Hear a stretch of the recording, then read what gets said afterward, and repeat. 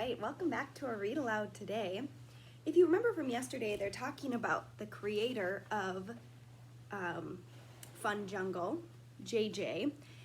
And JJ is really good at marketing, and he created like a Disney show way before Fun Jungle was finished, which is why it's so popular. And remarkably, Henry the Hippo became like the most famous character, which kind of surprised everybody. Even the animators couldn't quite figure out why. Maybe children found Henry non-threatening. Maybe he was just a particularly attractive shade of purple. Whatever the case, he was a hit. Henry Hippo merchandise began outselling that of all the other characters with a huge margin, and his cry of excitement, "Jinkies McPinkies!" quickly became a national catchphrase. JJ was thrilled. Fun Jungle Friends quickly became the Henry Hippo Show. A series of Henry Hippo movies was greenlit, and Henry was named the Fun Jungle spokesperson, or rather, spokes animal. The park was reconfigured to place Hippo River right by the front gates, and the marketing department began slapping Henry's face on every piece of merchandise you could think of. On his show, Henry started imploring kids to visit him at Fun Jungle years before the park even opened. The effect was immediate. Children across the country clamored for Fun Jungle vacations. Families came to Texas just to see the construction site. Henry was a phenomenon, and he made Fun Jungle a phenomenon along with him.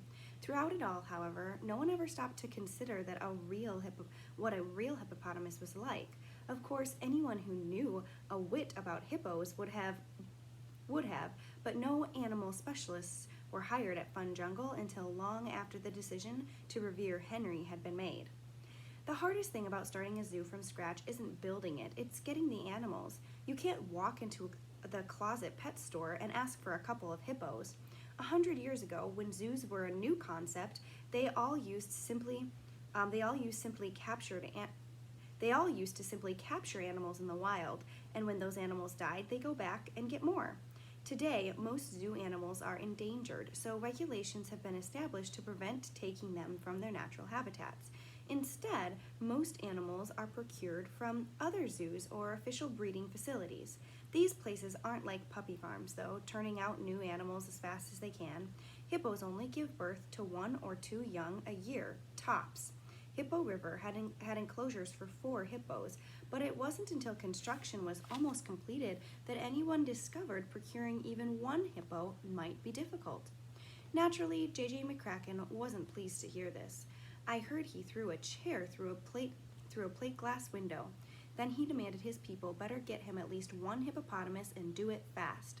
Fun Jungle couldn't open without Henry, so the purchasing department scrambled to find a hippo, any hippo. In their haste, they ended up with the worst hippo in America. Henry was originally named Brutus, and he'd already been in 4 different zoos before Fun Jungle got him. Each place couldn't wait to get rid of him. First of all, he was dangerous. In Boston, he'd bitten 3 keepers so badly enough to send each to the hospital, and in Seattle, he'd squashed a keeper against the side of his enclosure so hard that he had cracked 4 of the man's ribs. Then kept him pinned there for half an hour until being coaxed away by a box of Twinkies. Next, there was the mating problem. In order to increase the animal population, zoos usually try to pair all of their male animals with females. This had been attempted with Brutus every place he lived. His interaction with females had been limited to 2 emotions, complete disinterest and occasional burst of inexplicable anger. The females would at first find him cold and aloof. In Los Angeles, where they tended to psychoanalyze things a bit too much, one keeper had accused Brutus of giving the female he was paired with a devastating case of low self-esteem. And then one day, for no particular reason, Brutus would turn against his partner, a full force of attack, biting, kicking, butting them with his head. On several occasions, Brutus had to be tranquilized before he mortally wounded his mate.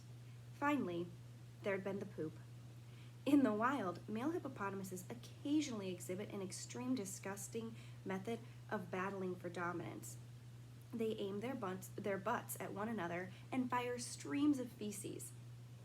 This had rarely been documented in zoos, probably because male hippos are usually kept apart, and until Brutus arrived on the scene, it had never been witnessed in any situation other than dominance conflicts. Brutus seemed to think it was funny. He genuinely enjoyed shooting poop at people.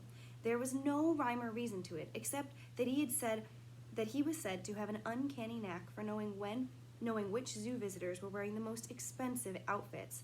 Without any warning, he'd hoist his rear out of the water and fire away. In the National Zoo in Washington, D.C., where the walls around the hippo pit were unfortunately low, in the course of 1 week, Brutus had sullied 2 senators, the Secretary of State, the Swedish ambassador, and the president's daughter, along with 4 of his Secret Service agents. Oh my goodness, what a horrible hippo. After that, even the conservation-minded National Zoo Association had given serious consideration to putting Brutus to sleep. Fortunately, a small circus had offered to buy him. They'd put up with him for only 2 months. He'd bitten 3 clowns and had taken to firing feces at the audience every time he was brought into the center of the ring. The circus's owners were ready to feed Brutus to the lions when they heard Fun Jungle was desperate for a hippopotamus.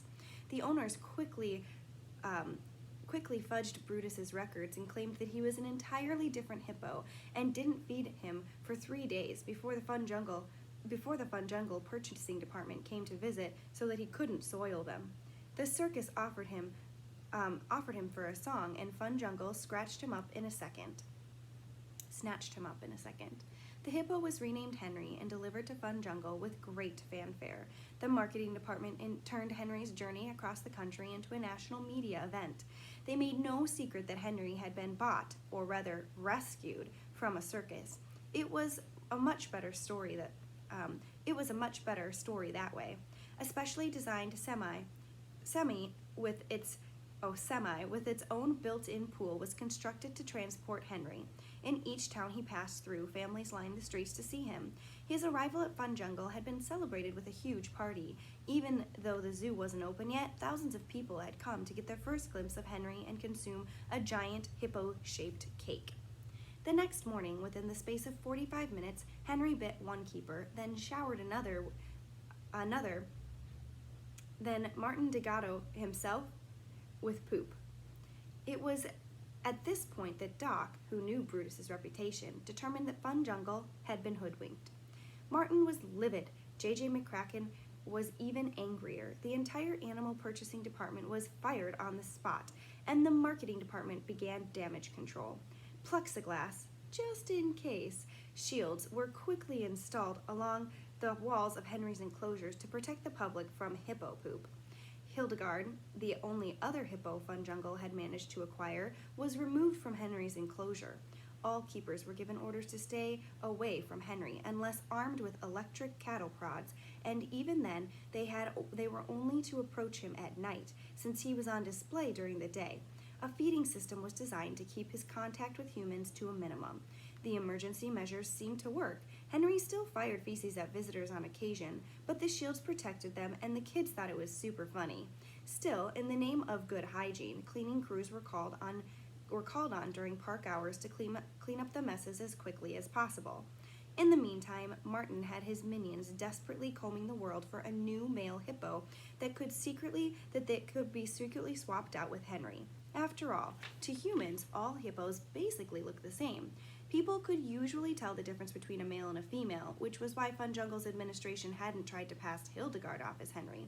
Although, believe me, they'd thought about it. But no one would really know if Henry had suddenly been replaced with another male. SeaWorld did it all the time with killer whales. Some of the parks were on their 10th Shamu already. If the new Henry had already been found, the death of the old Henry probably wouldn't have bothered many people at the park. No one there had liked Henry, not even his keepers, but his death now, so shortly after the park had opened, was most likely going to be a public relations disaster. By the time I returned to Hippo River, damage control was well underway. Temporary fences had been already erected around Henry's paddock, and signs were posted about every 10 feet announcing, "Sorry, this attraction is temporarily closed to improve your enjoyment." Ironically, the only signs Fun Jungle had with this message featured Henry the Hippo. A phalanx of young employees had been deployed to allay any concerns guests might have. Any guest who asked about Henry was told he was off display due to a medical reason. Any guest who complained that he was dead was immediately refunded their entrance fee and given a coupon for 10% off Fun Jungle merchandise to boot. Meanwhile, a crane was being brought over from one of the construction sites to hoist Henry's body out of his pool the moment the last visitor left for the day. Martin was in the midst of everything, working 2 cell phones at once. He frowned when he saw me approaching alone. "Where's Doc?" he demanded. "Doing a surgery on a warthog." "Now? Did you make it clear to him how urgent this situation is?" "Yes, but he said Henry's not going to get any deader." Martin glanced at me a moment, then rubbed his temples. "Did Doc, by any chance, indicate when he might feel like joining us?" "It shouldn't be too long. He's lancing a boil." I hesitated a moment and then added, "He wants you to find him a place to do an autopsy." As I feared, telling Martin this was like poking a cobra with a stick. His entire head turned red. "An autopsy?" he snapped. An autopsy is when you look at a dead body and try and figure out why it died. Martin mustered the best smile. Everyone within earshot, including a lot of tourists, stopped in their tracks and turned towards us. Martin mustered the best smile he could for them and then grabbed my arm and dragged me behind the stand of banana trees. "It's bad enough to have our mascot dead. Now that Quack wants to cut him open, where does he expect to do that? The animal hospital?" "Henry won't fit in the hospital. They don't make autopsy tables big enough for hippopotamuses." Martin nervously ran his fingers through what was left of his hair, not so much talking to me as talking with me nearby. "I mean, it's not like this is a human being. You could autopsy a human anywhere. This is a hippo, for Pete's sake. It's the size of a truck. And God knows what'll come out of him once Doc cuts him open. We'll have to sanitize the whole park." Martin paused and thought for a moment. Then he added up how much sanitizing the park would cost him. Then he turned to me and said, "I'm not doing it. I'm just burying Henry. Go tell Doc that, and then tell him to forget about the stupid warthog and get over here." I knew there was no point in arguing, so I ran all the way back across the park to the dock again. Fun Jungle was over a mile from end to end, and it was nasty hot. I was pouring sweat by the time I got to Safariland. Doc didn't look much better. He'd lanced the boil, but it obviously hadn't been easy. He was covered with dirt and sweat, and there was a long, bleeding scrape on his shin where the warthog had tusked him. My reappearance, along with the news that Martin didn't want to do an autopsy, didn't help his mood at all. "Go tell that knucklehead that an autopsy is standard operating procedures for any deceased zoo animal," he growled, "and tell him if we don't figure out why Henry died, it'll cost us money in the long run. That ought to get his attention." "How will it cost us money?" "Suppose something toxic is leaking into Hippo River. The autopsy could tell us that, and then we could fix it. But if we don't do the autopsy, then we don't find out about the toxic leak, and then next thing you know, we're up to our necks in dead hippos. Ask Martin if he's comfortable with that." I ran all the way back to Hippo River. By now, Fun Jungle had closed for the night and the last guest had left. Usually the stores by the entrance stayed open an extra hour to give guests a chance to spend every last penny they had on Fun Jungle merchandise, but Martin had ordered everything shut down early that night. The crane arrived and the strongest employees at the park had wrapped a huge metal sling around Henry. Now the hippo's massive dripping corpse was being inched out and loaded onto the flatbed trailer. The local news station had gotten wind that something was up. News vans were parked right outside the front gate, and park security was shooing camera crews away from trying to film the crane over the wall. I could see Large Marge up on the ladder swatting at cameraman with a rolled-up newspaper. I found Martin and told him Doc's argument. He grimaced at the thought of more dead hippos and then reluctantly conceded that Doc was right. "Great," he muttered. "One more thing I have to deal with." "I thought of some places big enough to autopsy Henry," I told him. I'd had plenty of time to mull it over while running back and forth across the park. The employee cafeteria is huge, plus the floor is linoleum, so it wouldn't be too hard to clean. Martin shook his head violently. "No way. If the state health inspector were to find out we'd had a dead hippo anywhere near the food, they'd shut us down." "Does it have to be indoors? We might be able to haul out some big lights and do it right in the entry plaza." "Not a chance. It's only a matter of time before the news copters get here. I'm not letting them film it. Plus, we'll end up with every vulture in the state here by the time we're through."